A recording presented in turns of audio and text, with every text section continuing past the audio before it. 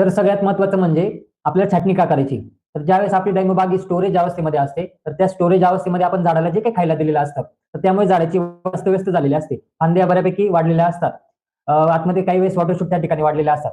तर जी काही झाडाची अस्तव्यस्त वाढ झालेली आहे, व्हेजिटेटिव्ह ग्रोथ झालेली आहे, तर ती ग्रोथ आपल्याला थांबवायची आहे. जी काही अस्तव्यस्त वाढ झालेली आहे, तर नको असलेल्या फांद्या ज्या काही अनवॉन्टेड फांद्या आहेत, तर त्या अनवॉन्टेड फांद्या आपल्याला त्या ठिकाणी काढून घ्यायच्या आहेत. आणि बहार व्यवस्थापन करत असताना जे आपण फवारणीचं व्यवस्थापन करत असतो, तर कव्हरेज आपल्याला पूर्ण झाडामध्ये जावं, असं झाड आपल्याला त्या ठिकाणी मोकळं करायचं आहे. त्यामुळे आपल्याला त्या ठिकाणी छाटणी आपल्याला करायची आहे. त्याचबरोबर रोग व कीड व्यवस्थापन वेळेस फवारणीचं कव्हरेज प्रॉपर जावं, आतमध्ये सूर्यप्रकाश मुख्य काडीपर्यंत प्रॉपर जावा, यासाठी आपल्याला आपल्या डाळिंब बागेमध्ये छाटणी त्या ठिकाणी आपल्याला करायची आहे.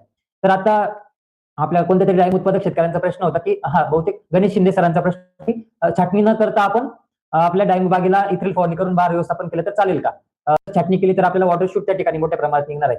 तर डाळिंब झाडाचं शास्त्र काय सांगतं, ज्यावेळेस आपण या काडीला या ठिकाणी आपण ब्रेक देतो, तर त्यावेळेस जे काही मागचे डोळे आहेत, त्या डोळ्यांवरती सूर्यप्रकाश पडल्यानंतर ते डोळे फुगून येतात आणि त्याच्यातून आपल्याला मादी कळी त्या ठिकाणी आपल्याला भेटत असते.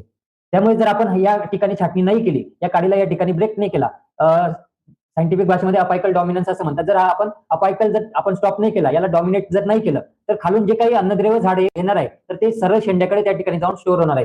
त्यामुळे ज्यावेळेस आपण छाटणी करत नाही, तर त्यावेळेस आपल्याला सगळ्यात पहिले मादी कळी किंवा फुल हे आपल्याला शेंड्याकडे निघत असतं आणि शेंड्याकडे आपल्याला सेटिंग त्या ठिकाणी भेटत असते. तर त्यामुळे आपल्याला हा अपायकल डॉमिनन्स हा ब्रेक करायचा आहे, या ठिकाणी छाटणी करायची आहे. ज्यावेळेस आपण या ठिकाणी ब्रेक करू, तर त्यावेळेस आपल्याला जे काही अन्नद्रव्य झाड हे खालून मुळांद्वारे शोषून घेणार आहे, तर हे सगळे या ठिकाणी काडीमध्ये स्टोअर होणार आहे. काडीमध्ये कार्बोहायड्रेटचा साठा त्या ठिकाणी साठणार आहे आणि त्यातून आपल्याला डोळ्यांमधून, काडीवरच्या डोळ्यांमधून आपल्याला त्या ठिकाणी मादी कळी आपल्याला त्या ठिकाणी भेटणार आहे आणि ती मादी कळी आपल्याला मुख्य काडीवरती भेटणार आहे, शेंड्याकडे आपल्याला भेटणार नाही. तर त्यामुळे आपल्याला छाटणी करणं हे आपल्या डाळिंब बागेमध्ये बहार व्यवस्थापनामध्ये गरजेचं त्या ठिकाणी आहे.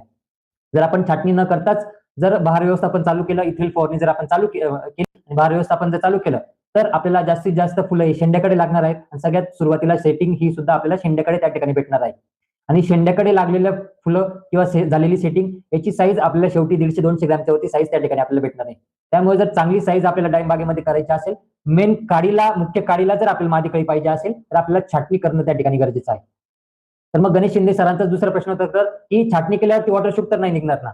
तर छाटणी केल्यावरती आपल्याला वॉटरशूट निघणं हे आपण छाटणी कशा पद्धतीने करतोय त्यावर अवलंबून असतं. जर आपण डीप छाटणी केली, तर आपल्याला त्या ठिकाणी वॉटरशूटच निघणार आहे. त्यामुळे आपल्याला छाटणी करत असताना कुठली काडी काढायची, कुठली काडी ठेवायची, हे सुद्धा बघणं त्या ठिकाणी आपल्याला महत्वाचं आहे.